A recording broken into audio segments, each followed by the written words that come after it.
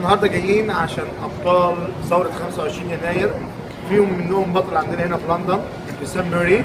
فاحنا جايين نقول له شد حيلك يا بطل، احنا كلنا واقفين معاك، الحمد لله بالسلامه. محمد الكومي وكل ابطال مصر وكل ابطال ثوره 25 ان شاء الله احنا بظهركم، والحمد لله بالسلامه. نيو ايجيبت لندن. تحيا مصر، تحيا مصر، تحيا مصر.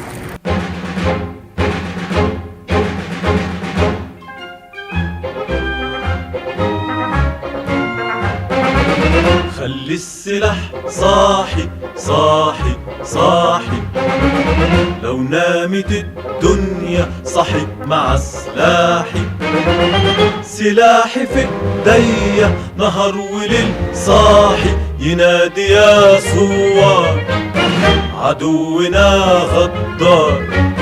خلي السلاح صاحي صاحي صاحي. جايين عند بطل هيوصل رساله لكل المصريين في ايد الشرطه العظيم عشان خاطر مصر بلدنا. هنسيب البطل يتكلم. هيثم، قول يا هيثم. في البداية أحب أعرفكم بنفسي، أنا النقيب هيثم عماد طه، نقيب قوة الأمن المركزي شمال سيناء متفصل. اتصبت يوم 17/10 في شمال سيناء في طريق الشيخ زويد، عبوة ناسفة اتقطعت فيها رجلي ورجلها التانية اتدمرت فيها. مات معايا 8 عساكر وأمين شرطة. الناس دي ضحت بأرواحها، ضحت بكل حاجة عشان خاطر هي طالعة البلد، عشان تدافع عن أهل البلد وتدافع عن ناسها كلها. مكانش عندها مشكلة تضحي بكل عزيز ولا غالي، ولا أنا كان عندي مشكلة إن أنا أضحي بأي عزيز ولا غالي.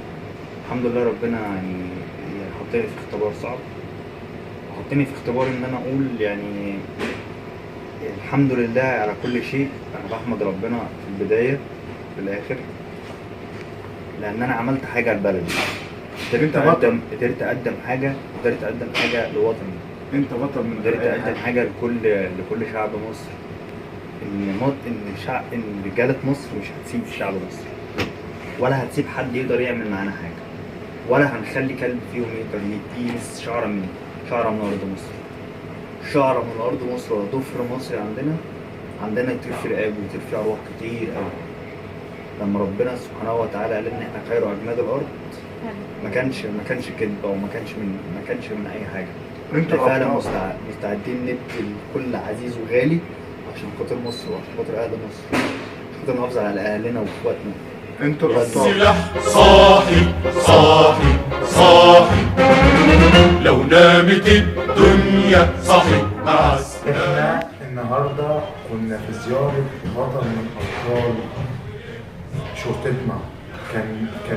كان شيء جميل جدا. كلنا واحنا مجمعين، مش بس ده احنا وحده وطنيه ووحده كل حاجه. المسلم مع المسيحي، جاب مع عبد الفتاح، مع نرفت، مع انجلا، مع بابس، مع ابراهيم، مع تميم، مع كلنا، مع نور الدين. كلنا جينا في حب واحد نقول له انت بطل وتحيا. سلاحي في ايديا نهار وليل صاحي، ينادي يا ثوار عدونا غدار. خلي السلاح صاحي صاحي